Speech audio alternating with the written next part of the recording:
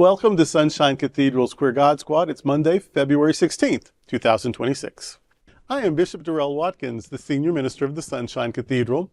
With me today are Bishop Robert Griffin, my husband, Reverend Dr. Ann Atwell, and Reverend Kevin Tisdall. We are the Queer God Squad. Visit sunshinecathedral.org to learn more about us.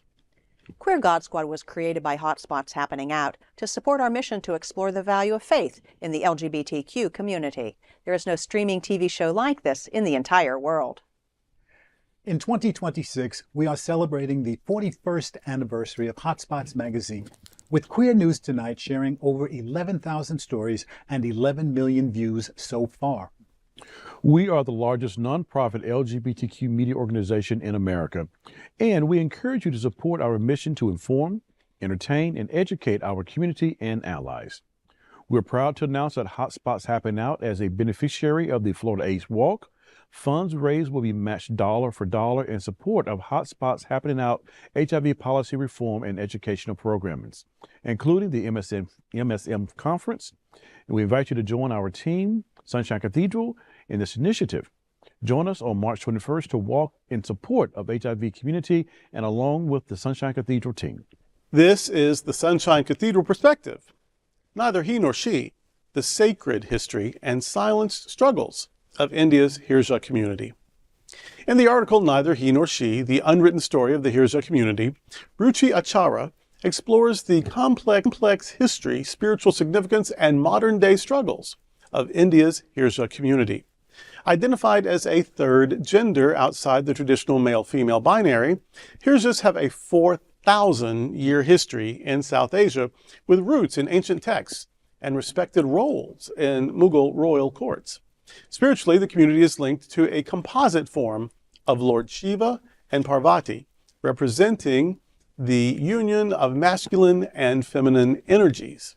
This divine association grants them a unique societal role. They are believed to possess the power to bless or curse, particularly during milestones like weddings and births. Socially, they often reside in guru-disciple households, which provide a communal support system for those rejected by their families. Despite legal milestones such as the 2014 Supreme Court ruling recognizing the third gender, Acharya highlights a painful gap between the law and lived reality. The community remains targets of derogatory slurs and faces systemic exclusion from healthcare, housing, and stable employment. Many are forced into begging or sex work due to these barriers.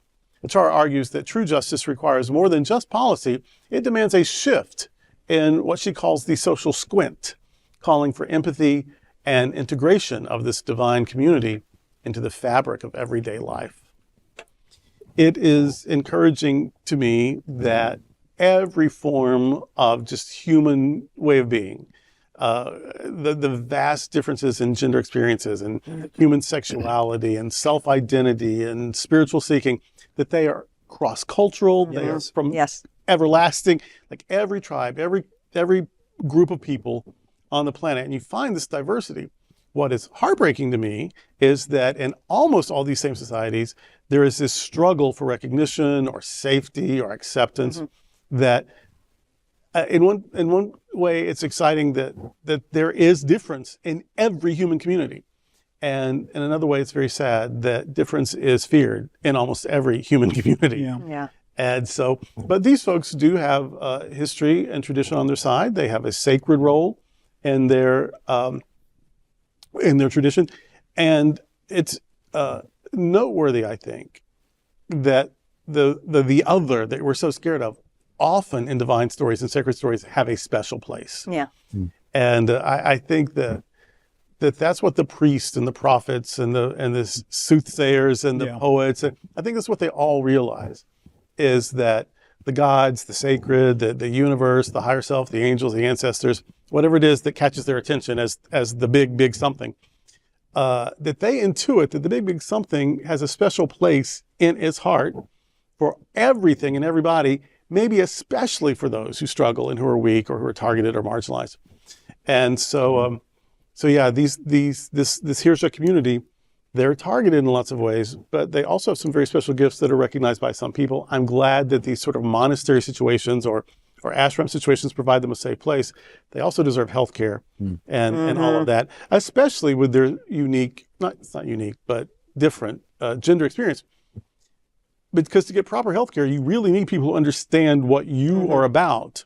And that's just not everyone with a shingle out. Yeah. So I'm glad for their witness. I'm glad for their resilience. I'm glad for the story about them. And I wish them even better life, more recognition, more safety, more appreciation. And not just for them, but for people of all versions of difference, including here in the United States, all over the world. Yeah. You know, it often seems to be the case that people who are different have some kind of a sacred or a spiritual aspect to themselves. And it's lovely that this is recognized by this culture and they're still set aside. So, you know, sometimes when we're feeling alone and that we're really different, there really can be a sacred side to us as well. We need to explore that. You know, I like that whole set aside aspect of it, because it just kind of reminds me of scripture that, you know, the rock that was rejected has become the cornerstone of so much in society and so much in our religious life. And so I love it that regardless of wherever we are around the globe, there we are. Yeah. You know, and I love this sense of community they have with each other and the guru set up. You know, it kind of reminds me of the drag houses here and a lot of our places in our history in America. You know, these are places that are set up that will help people. They look out for each other, that they care for each other. And also, in their own kind of way, they're still bucking the system. Like, we're not fully recognized yet on some levels, and healthcare and all these other areas. And so they're going to do what they can do to continue to, even though the Supreme Court ruled, for full recognition and accepted in society. And I would not want to be on the end of a cursed blessing. I was thinking about that. I don't know. Here's the curse. I do not want to be. There's a specific curse blessing. Okay. And you don't. And don't you? Even, Different culture. Bishop's got the look there. 4,000 years. I know. Yeah. 4,000 years of history of acceptance in royal courts. 4,000 years, and still you come to today, and there's still ostracization. And I often look at those who ostracize folk. Why are you so afraid? That's the question that I keep bringing up. What makes you so fearful of them? They are living their true lives. I am living my true life. Does my true life challenge you? No. Does my true life reflect you? Maybe. And that sometimes I think is the question. problem. Yep. So, girl, honestly, it's time that we do as much as we can to accept all parts of our world and understand that the queer people, the third gender, the special people, we're here. And it doesn't make sense for you to run away from us.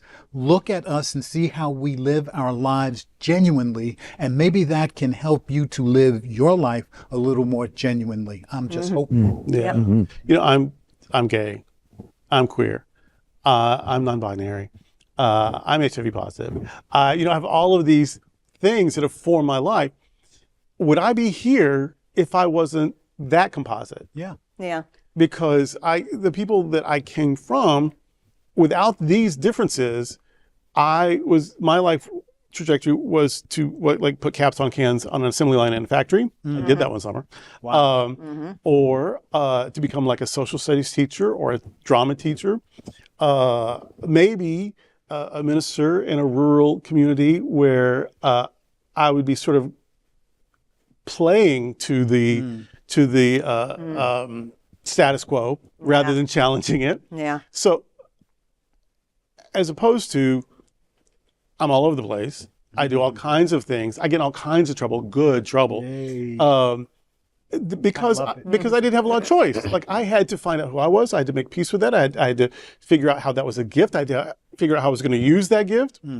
So the people who are a little different, it may be a gift. And if you'll accept it, then that gift is not just for you, it's for the world. Yeah. And so, you know, bless the Hijra people. They're reminding us that the universe is very creative and very diverse, and way more so than what people who want to control things want to admit. It's a very diverse, very beautiful, very difficult to pigeonhole universe. And those of us who our lives demonstrate that, kind of the special ones. The sacred ones. Yeah, I like that. And that's today with the Queer God Squad. Before we go, let me remind you that on February 28th, Adrian McGrady will be performing a range of musical styles from jazz to electronic on 5 different kinds of flute. Information and tickets are available at sunshinecathedral.org/arts. And remember the Cathedral Pub. The Sunshine Cathedral Center for the Performing Arts offers the Cathedral Pub experience. The Cathedral Pub offers performance attendees an inviting space to gather and connect with friends prior to the show, or a place to be while waiting for the doors to open.